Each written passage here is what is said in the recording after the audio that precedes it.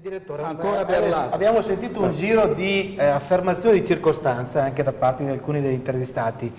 Io, scusatemi, vorrei aggiungere la mia indignazione a quella di tanti cittadini che si accorgono adesso che i loro soldi sono stati utilizzati non per garantire servizi di pubblica utilità, ma per garantire l'arricchimento di pochi noti soggetti. Ma di questo sistema ne eravamo un po' tutti a conoscenza e ora mi chiedo, se andiamo in Regione Veneto, tra i consiglieri e gli assessori regionali, di queste cose si parla da diverso tempo e mi chiedo, anche coloro che dovevano controllare, perché non hanno controllato? In Regione Veneto, voglio ricordare, è stata istituita un'apposita commissione regionale per fare in modo, subito dopo l'arresto di Baita, per fare in modo da fare piena luce sulle connivenze tra politica e sistema del malaffare in Regione del Veneto. A più di un anno dall'istituzione di questa commissione, voglio ricordare che Baita è stato arrestato il 28 febbraio del 2013.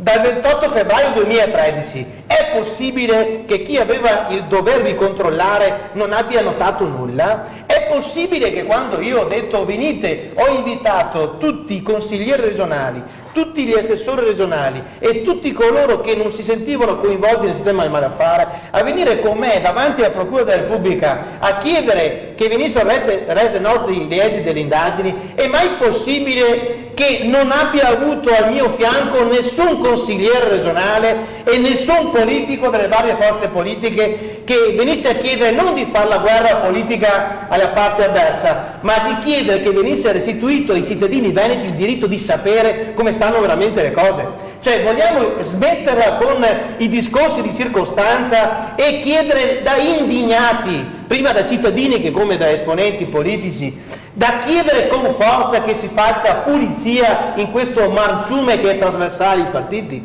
Cioè, possiamo avere la forza di smettere di fare discorsi di circostanza e cominciare a capire, dopo 5 anni, adesso ho sentito che è una cosa che riguarda i tempi andati, mi domando, con la nuova amministrazione sono cambiati i fornitori?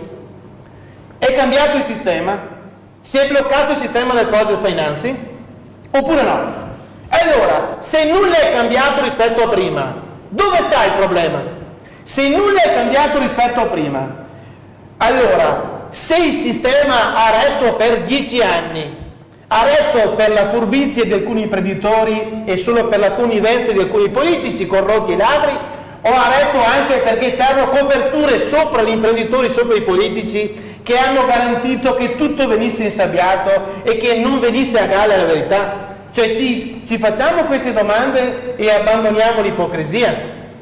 Su questo, ecco perché ho ringraziato quel manipolo di inquirenti che a sprezzo del pericolo anche personale hanno avuto il coraggio anche di mettere sotto indagine un loro generale. Allora, diciamo, su questo, se non si è riusciti a fare luce finora, è solo per furbizia dei delinquenti o anche perché qualcuno che doveva controllare, sia tra coloro che dovevano fare un attento esame di quello che succedeva, e anche di alcune forze politiche che adesso si chiamano fuori, torno a ribadire, andate calmi nel fare in modo da dire noi non siamo stati coinvolti, perché il problema è solo all'inizio e gli esiti di questo terremoto, di questa scossa iniziale, li vedremo nelle prossime settimane. Quindi tutto ciò che possiamo adesso chiedere a tutti coloro che non si sentono coinvolti nel sistema del malaffare